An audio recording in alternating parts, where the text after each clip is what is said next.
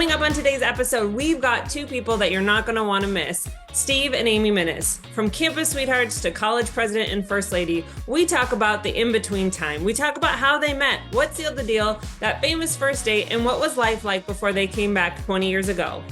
Where did you go for your first date? Well, we went to the Maybe Theater and saw a play there, right? Yeah, on April 8th, 1981. That was a silly question. Yeah. So, everybody go to the Maybe Theater. Yeah. Well, we tell the students that story, and that becomes the trivia for, the students. Yeah. Where's our first date? Where's our first date? That's amazing.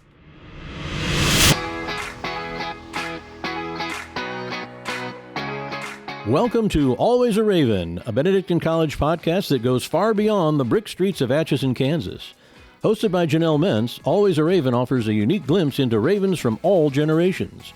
From where are they now to remember when, these conversations share career triumphs and personal milestones.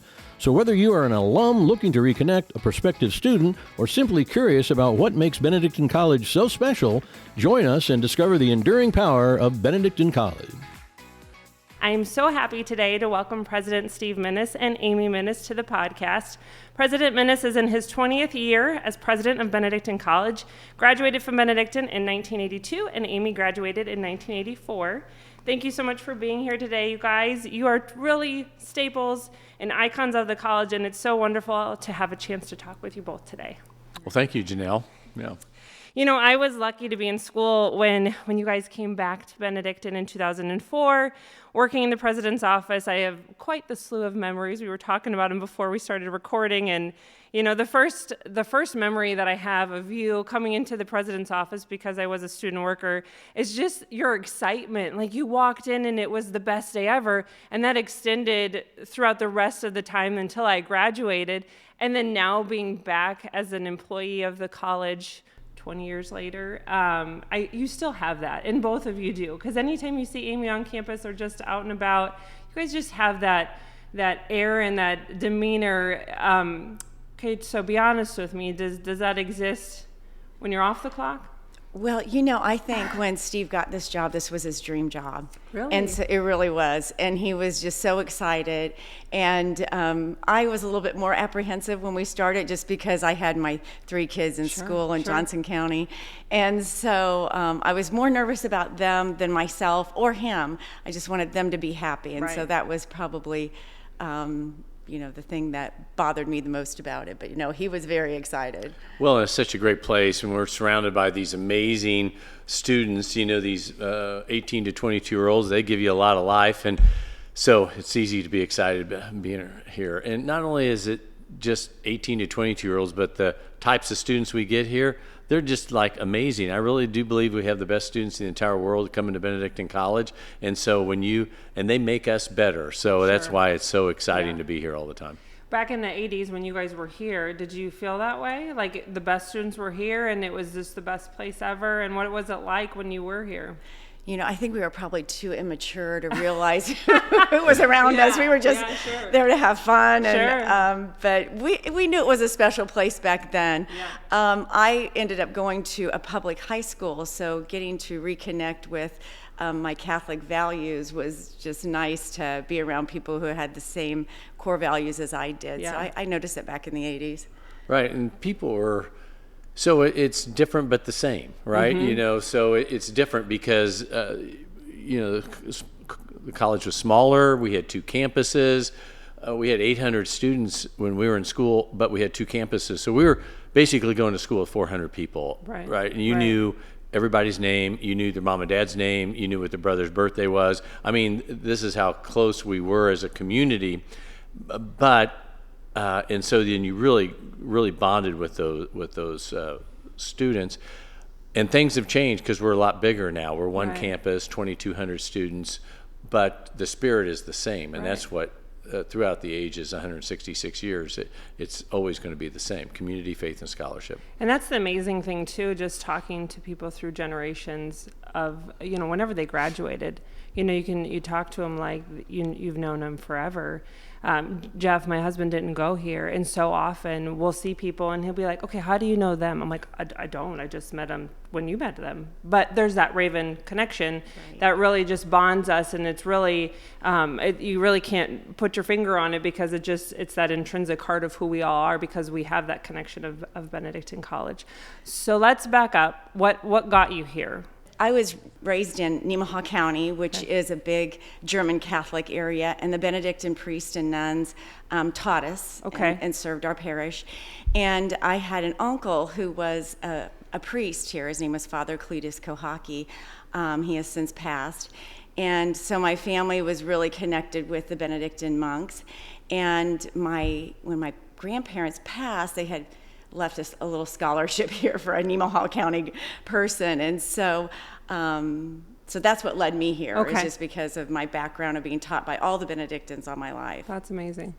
And I'm from St. Joe, Missouri. I was taught by the Benedictine sisters in high school, Bishop LeBlond High School.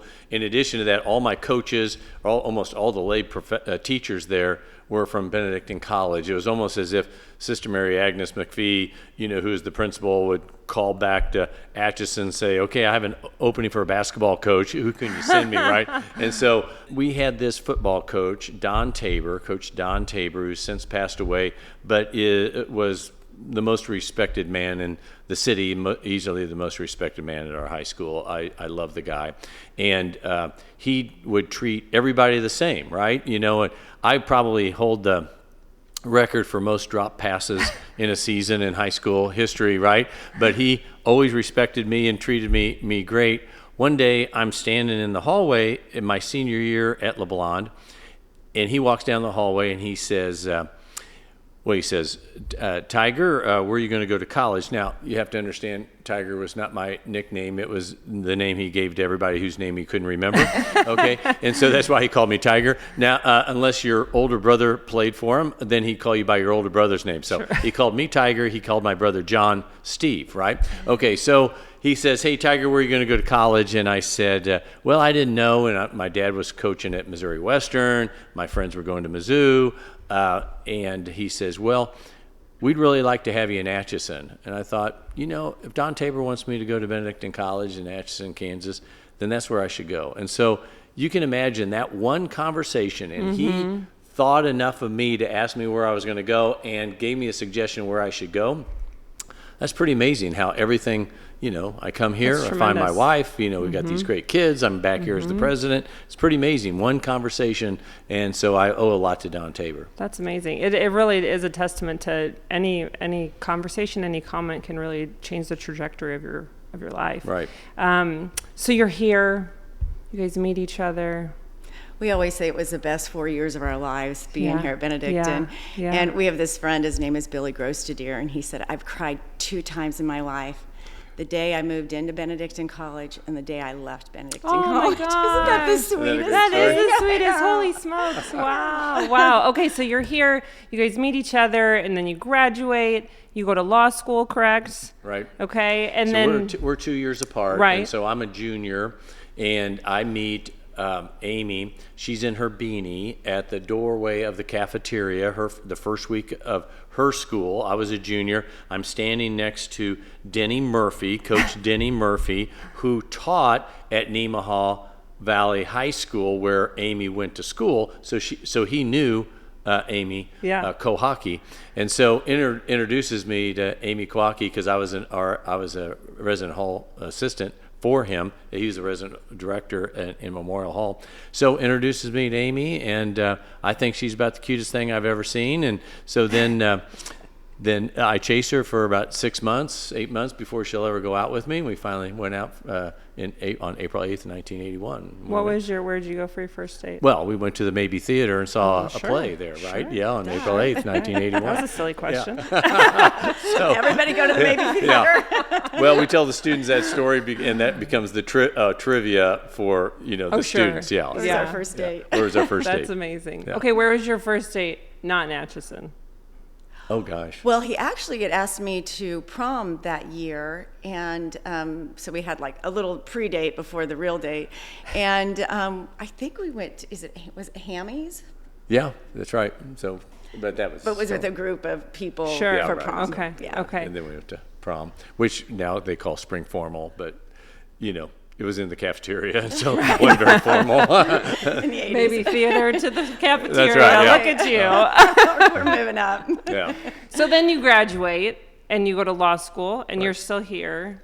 So how did life start to unfold So from that perspective? The students today don't have any idea what it was like dating Right. without cell phones Right. and FaceTime Yeah. and everything. I mean, literally, we wrote letters. I wrote letters back and forth, right? When we were dating here, in order to get her to go for a walk, I had to throw rocks at her window. We literally had one phone in the on campus or in the dorms? No, in the dorm. Each floor had one phone. Each floor okay. had one pay phone, so you had to know the pay phone number to Right. call someone, and then another person would answer the phone, and then they'd come down and tell you, hey, you have a phone call. But sometimes they just holler down the hall and leave Yeah. the phone hanging, and It was literally God's providence that I even got to ask her, because I had to go. My payphone on my floor had to be working. No one on it. No one had to be on her Sure. payphone on her floor, and she had to be there. Right. And they had to go get her. yeah, it was odds of this unbelievable. happening. We're like climbing mountains Yeah, to get to right. each other, and you could like see each other. Yeah, Right, so right. that was a big deal. So we go to prom, and then I go off to law school. She has 2 years left here Right. at Benedictine. Right. And so, I didn't have a car. I had to borrow my good buddy James Brown's van to come into Atchison to see her, and then she would sometimes come to Topeka, but not very often. I was at Washburn Law School in Topeka, and so, and then she graduates, and she has 1 year. I have 1 year left in law school, but we got engaged that summer, and so she lived with her mom and taught at a Catholic school in Marysville, Kansas, while I finished my last year in law school.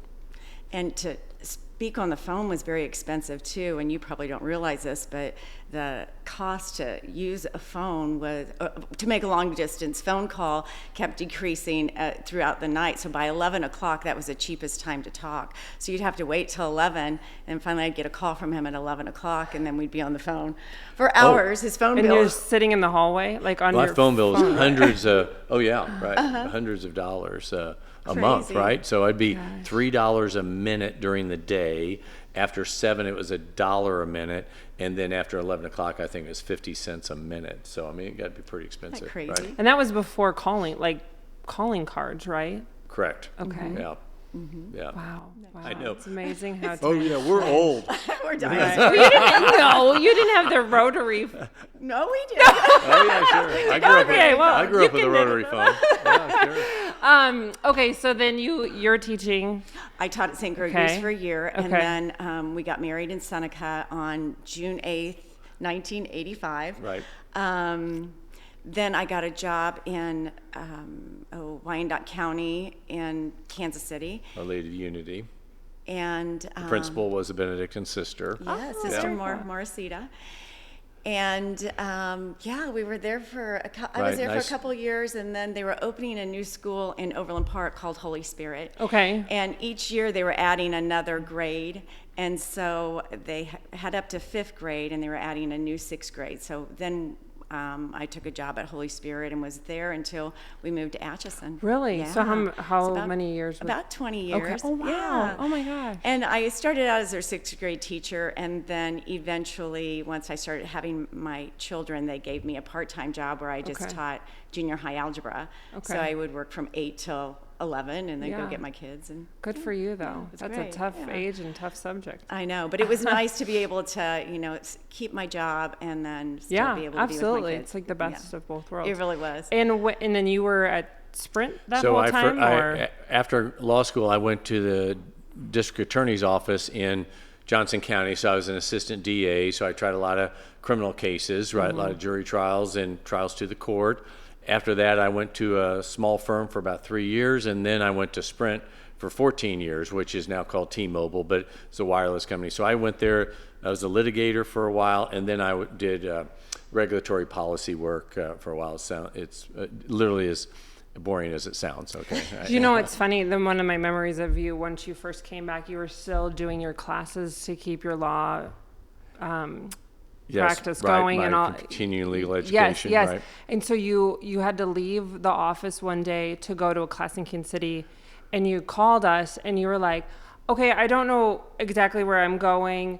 And we were like, are you eating? He's like, and you're like, yeah, I'm eating a cheeseburger. And we're like, and you're driving and you're lost. Add a cigarette, and this is great. Like, well, like how are you getting there? You know, it was just I remember being like, that was before everything was hands-free and all the things, you know. Right. Happy to report, I believe you made it and got your. Yes. He's here to tell about it. Yeah, right. Okay, so through all of this, 20 years, you're out there, you guys are doing life and raising kids and working. In the back of your minds, did you think like, oh, one day we're going to move to Atchison, raise our kids in Atchison and do Benedictine? And Oh gosh, no. Probably never. I remember when the job, he was just speaking about the job, and I thought, oh, yeah, go ahead and apply. Let's just see how it goes. Yeah. Like the odds of him getting this job are like 0, right? Yeah. Right. And so I'm encouraging him, and So I'm on the board of directors for 12 years. Right. So the last 14 years, 14 years at Sprint, the last 12 I was on the board of directors of the college. So my predecessor leaves, and Dr. Dan Carey did a fantastic job here. And when he leaves, I go to the chair and I said, I don't have any experience for this job. You guys would be idiots to hire me. And they did, right? So that was 20 years ago. They haven't figured me out yet. So was there a little bit like when it was starting to actually come to fruition, were you, as a wife, as a mother, like, oh, okay, we're gonna do this. We're moving to Atchison, and So this is. They have that whole story about you burn the boats right after you get on the island. You burn the boats so you can't go back home. So we sold the house immediately because I knew that it's a tough transition. Right. You went from one school to another, and Amy's worried about the kids, and so it was. Kind everything of hard. was wonderful except for I just wanted to make sure my kids were happy. Right. And, oh my gosh, from the kids' perspective, it turned out amazing, right? Because how old were they when you moved here? Our oldest was going to be a junior In high wow. school. Okay, yeah. okay. Our second was a better transition because he was an 8th grader going into his freshman year. Right. And then Molly was, in 6th grade, which is, moving girls during junior high years. It's like, oh my gosh. Yeah. But everybody was so welcoming. And I think they were just, in this community, they're just so used to new professors coming in. So new kids are kind of in and out, so it wasn't new to them. Sure. And everybody was just welcomed us with open arms. And our kids loved it so much because they always tell us that someday they want to send their kids to Mar Hill and have them board at the Really? school. Oh, They, of course, want us to still be here. Sure. So we'll see if they actually do it. But Well, that's wonderful. I'm sure there were moments of, oh gosh, what did we do and such. I mean, that's inevitable. But did you feel like once you got here and got the wheels going and you're like, okay, this is going to be the next chapter of our lives for however long? well, it did take a while because the boys were coming from a high school that had 1,200 people in it to a high school that had 200 people. And so that was odd for them. But I think all they really cared about is sports. Sure. And they saw that, hey, I think here I can play. Yeah, And I sure. can play a lot. Right. So sports-wise, they just enjoyed it so much and just loved That's awesome. the community and loved the diversity of the people. And yeah, it was a real joy for Yeah, and everybody. they have great friends. And Mar Hill Mountain Academy has an international population. So our middle son, one of his best friends is from Korea, actually. And so what a great opportunity for him to meet somebody like that. Yeah. And they were able to participate in a lot of things because they need bodies. I always tell the story, when my daughter was in school, you'd have a girl that played in the girls' basketball game, then she'd take a shower, she'd put on her cheerleading uniform, she'd cheer until halftime, then put on her dance uniform, then dance at halftime, and then put her cheerleading. I mean, it's like you do it all, right? In a small school, which is amazing. It's we have a 6 and a 4-year-old, and we're even seeing that. We went from swimming to cheer practice to dance, and I was like, she's 4. Like this is like back in Iowa, like we were doing like one thing at a time because it took a lot longer to get from point A to point B. Right, yeah. And here it's, it's a 5-minute drive to get to all 3 of those. And you fill up your gas tank once a month. Like, so it's like not that big of a deal. It's amazing. It is. That's really a major silver lining just with that transition and moving here. So and we're seeing this in Atchison. I mean, we've had, in the last year or so, we've had at least 10 families move to Atchison that aren't even working for the college, but they just see the kind of this spiritual Catholic community here, great place to raise a family. After COVID now, you have a lot more people that can work virtually, and so they're making decisions on where do they want to work, not where the corporate headquarters is, but rather where they want to raise their family. So people are selling their homes in Phoenix and Albuquerque and Dallas and Colorado and Portland, Oregon, and moving to Atchison. And all of a sudden, we've got this amazing, vibrant Catholic community here in Atchison. It's pretty amazing. How have you guys navigated as a family just through, through all the things, you raising your kids at such an intricate part of their age when you moved here, and then high school, and then college, and now you're empty nesters, and now you're grandparents. Like, how have you watched the seasons of your life all at the same time, which seems so almost unheard of, but its proof is in the pudding when you look out these windows, the trajectory of Benedictine at the same time. It's almost like you guys are really good jugglers.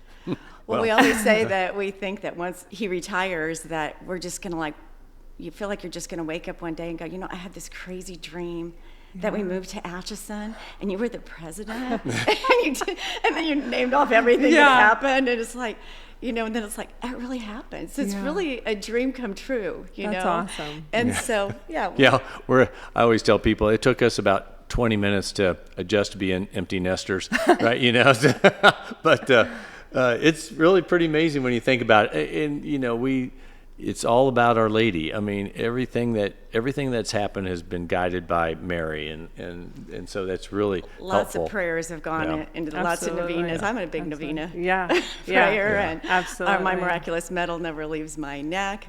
And lots of prayers have gone into a lot of trials that have come up over the years. So I'm sure there's more to come. Well, I know. I remember you were saying what it was like for the kids.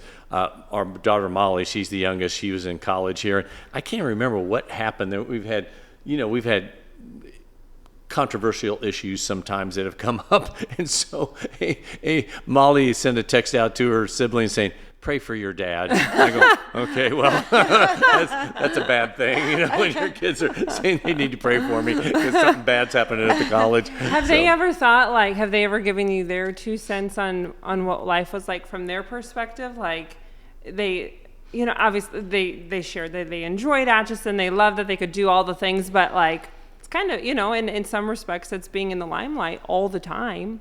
Yeah. We're just pleasantly surprised how positive they've been about it. Each one of them just feels like being here made them better, made them grow. That's awesome. Even though it's smaller than where they were at, I think they felt like it was a positive experience. 2 of them, our oldest son and our youngest daughter, went to Benedictine, so graduated from here. And then our middle son, Michael, went to the University of Dayton. And you wanted to get as far away from his parents as he could. So, he's a middle, second born. We're, honestly, lots of prayers answered. They're all 3 practicing Catholics, which, what more can you ask for? Right, so. absolutely. The oldest would always say, I always thought that I would go to college I'd always go to college at a place that's further away than my high school from my home, right? But no, of course he goes to Bar Hill across town, then he goes to college, which is literally in his backyard. Did they live on campus, or did they did? They did. Oh, so, good. Poor Matt. I always tell the story when we were in Kansas City. We kind of lived on this cul-de-sac with kind of a wooded lot and not hardly any neighbors. And now we live in a house where there's a men's dorm, 200 feet from our back door, and our son lived in Newman Hall in the closest room to our house. That's hilarious. I know, isn't that crazy? But he's like, send over some food. Right. He's pretty laid back. But I think when they were younger, we did feel a little bit like we were in a fishbowl because our house has a lot of windows. Yeah.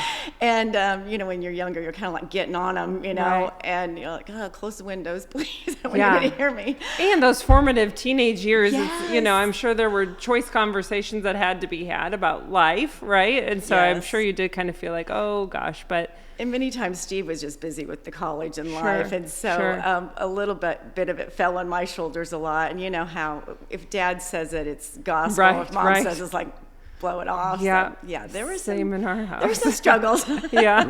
Along the way. It wasn't all smooth sailing. Did you ever say, "Do you want me to call the president of the college?" Like, does that carry more weight than I'm gonna call Dad? Yeah, I like that. Oh my goodness. Okay, so what does life look like after Atchison?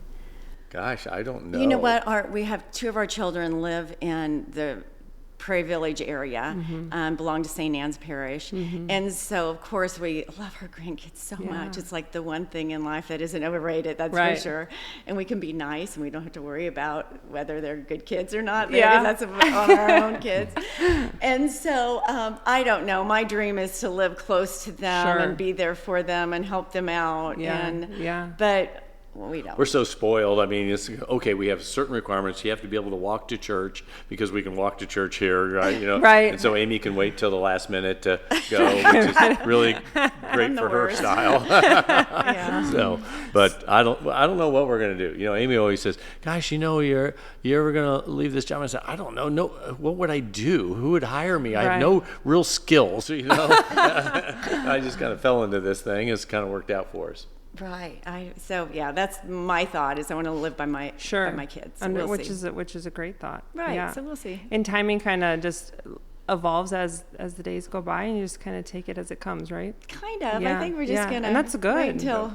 Yeah. And that's okay. Runs out. I tell some of our alums who have new babies, "Are you still going to be the president?" I said, "Yes, me, Dr. Brothers, and Charlie Gartmeyer will still be here." I think it's a true testament to just trusting, like, whatever the timing looks like is, it's kind of God's timing, right? Like, we give it to God and just let it. To be frank with you, I never thought I would come back to Atchison. It wasn't in my kind of resume of ideas. But I think that's a testament to just trusting, like, it all works out. And if we keep our eyes focused on what matters, then that's the goal, right? And it'll work out. Right? Yeah. Well, thank you so much. I appreciate both of you. Thank you for joining us on Always a Raven. New episodes drop every Tuesday, and you're not going to want to miss them. Our guests are reigniting the hearts of Ravens throughout all generations. And wow, we've got some amazing guests coming up. So be sure to like and follow us on your favorite podcast platform. And if you're a new Raven or a potential Raven, be sure to check out our website at benedictine.edu. And remember, once a Raven, always a Raven.